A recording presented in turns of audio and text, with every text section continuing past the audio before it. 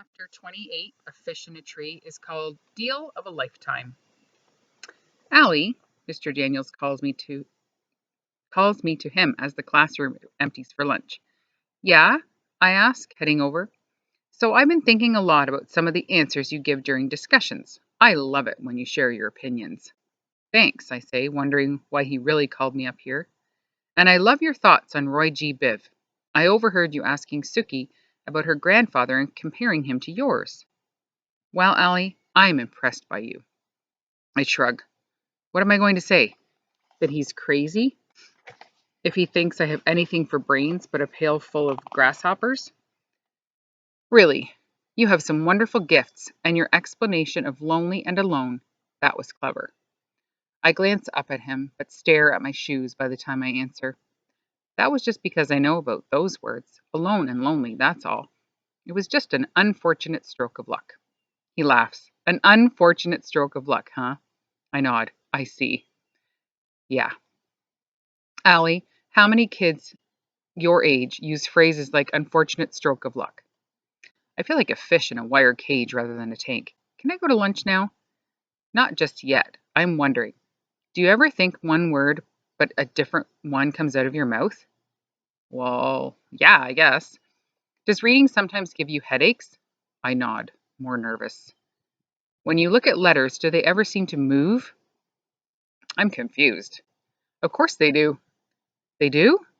He is wide-eyed. I nod, but I'm not sure if I should. He just looks at me for a while, and I think I know how Keisha's cupcakes feel when she watches them in the oven. One more question, he says. I shift my weight.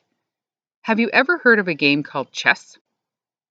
Yeah, I say happier. It's from Alice in Wonderland, Through the Looking Glass. My grandpa read it to me a gazillion times. It's the game that uses a checkerboard and the castle pieces, right? He brightens. Yeah, that's the one. Do you know how to play? I shake my head. Do you want to learn? I don't know. Well, he says, leaning forward and resting his elbows on his knees.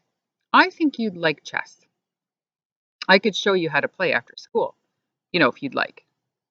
I have to stay after. He thinks for a second. Well, I was thinking of starting a chess club. I thought you could come first so I could teach you to play. If it works out well, we can invite other kids. It might be fun, something different. It's not like I was born yesterday. I know he's up to something. Teachers don't volunteer to stay after school to play games. I kind of want to say yes because Mr. Daniels is cool, and I don't think there's any reading stuff in chess, and my grandpa would have liked to know I could play. But it scares me. Well, I don't think so, but thanks anyway. He seems disappointed. I turn to go. How about if I excuse you from homework for learning how to play? I stop like my feet are strapped to 1,000-pound blocks. Did he just say that? I turn around. What's the catch? I ask. No catch. If you stay after to learn chess for a few days, I'll excuse you from homework on the days you stay. Am I going to have to write a paper or something? No papers, promise. I just come in here and play a game and I get out of homework? No catch? Well, you can't tell anyone in the class. I'll call your mum about it, though. He holds his hand out to shake. We have a deal then? Yeah, okay. I can't say no to that deal. Homework is only one step above death. I'm so happy about skipping some homework that I'll keep remembering it and being happy over and over again. But what really gets me is that in order for Mr. Daniels to come up with this plan, he must have thought of me outside of school.